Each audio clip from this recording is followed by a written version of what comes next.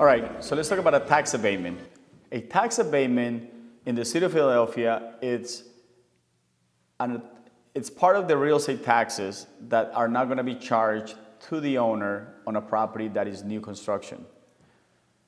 The tax abatement applies when somebody builds a property, and once they have the building permit, they apply to the OPA, which is the Office of Property Assessment, for a tax abatement.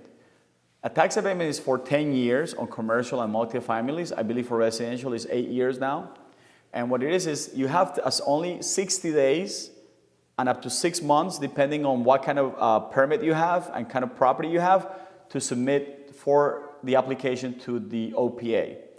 It's a separate application, which if you have a new construction property and you don't get a tax abatement, that's going to be a problem for you when you go to sell it, because having a tax abatement is a huge advantage for new buyers, because when you buy a property, you're not going to be paying taxes on the construction of the property. You're only going to pay it on the land. So your real estate taxes are going to be very low for 8 to 10 years, which is going to make your payment even lower on the mortgage. So make sure when you're dealing with a developer, you help them, or you at least have an idea of what a tax abatement is. It needs to be submitted to the Office of Property Assessment, which is the OPA. It needs to be submitted with a copy of the building permit, and it's a separate document. And that's how the application is submitted. Make sure you do it timely, because if not, you're going to have problems. And if you don't do it on time, you may lose the tax abatement opportunity, which is going to be a big advantage if you sell a property with a tax abatement. It is the developer's responsibility, but if you know what a tax abatement is and you know how to do it, that's an advantage to you when you talk to these sellers. Any questions on this? Yes, Adam. So does that just postpone a reassessment of the property value? Is that what it is? It does not postpone the reassessment. It postpones the payment of the taxes.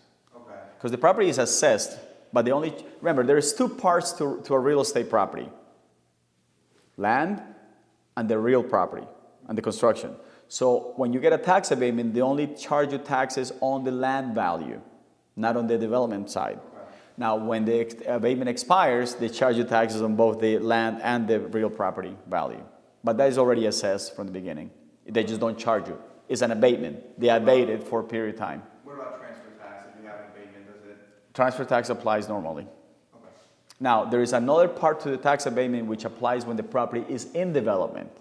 There is another form that you submit that you can avoid paying real estate taxes on a property while it's being developed. But that is a two-part process. Okay? Does that work for fix and flip as well, or it has to be new construction? Yes, but the construction cost has to be significant. Okay. If you're rehabbing a property and the construction cost is significant, like on 10th Street, we're going to get a tax abatement.